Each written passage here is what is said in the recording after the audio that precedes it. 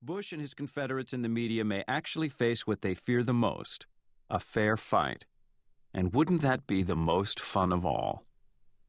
March 14th, 2004. The Poodle Parlor. Sometimes you have to hear and see things in the flesh to get the full insidious effect. In November 2002, I accompanied my wife, Laura Jacobs, to a Newswomen's Club dinner at the W Hotel, where she was accepting an award for her Vanity Fair profile of the fashion designer Maine Boucher.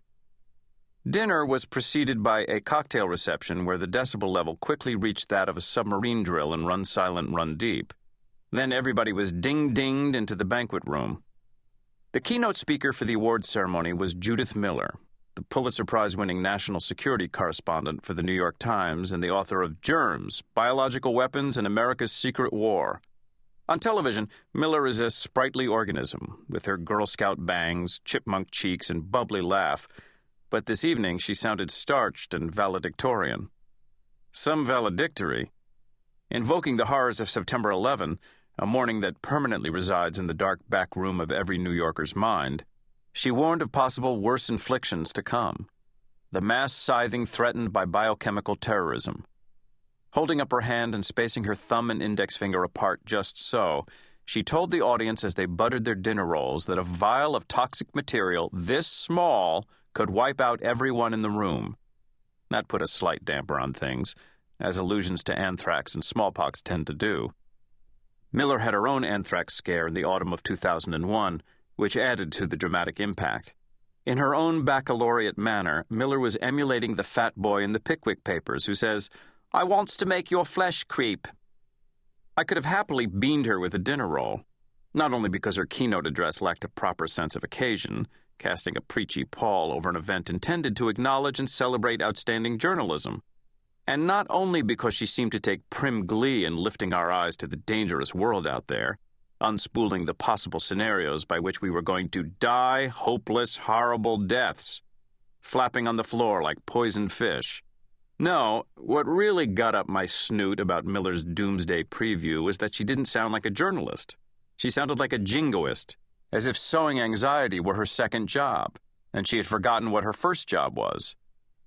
Her scare talk was the same cheap melodrama being foisted that winter by the Bush administration and its media consorts to mau-mau the country into going to war against Saddam Hussein and strip Iraq of weapons of mass destruction.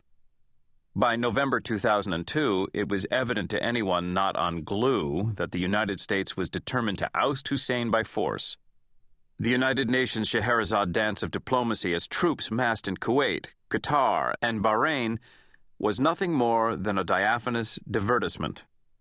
The Bush administration wanted this war, wanted it until it made their eyes water, and that night it was evident to me that the national security correspondent of the New York Times wanted it too.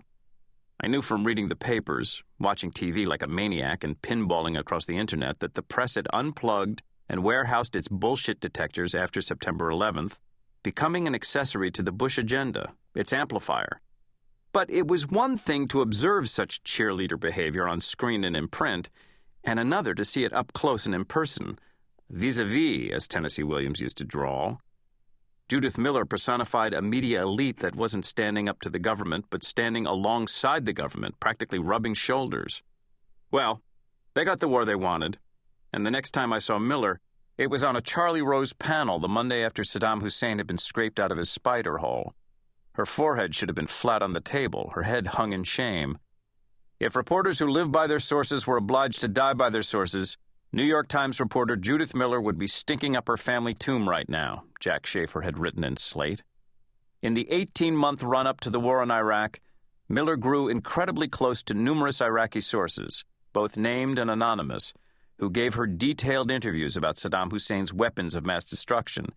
Yet, none of the sensational allegations about chemical, biological, or nuclear weapons given to Miller have panned out, despite the furious crisscrossing of Iraq by U.S. weapons hunters. On January 28, 2004, veteran weapons inspector David Kaye testified before the Senate Armed Services Committee that, to his own surprise and embarrassment, his investigation had determined that Iraq had no stockpiles of chemical and biological weapons of mass destruction prior to the invasion.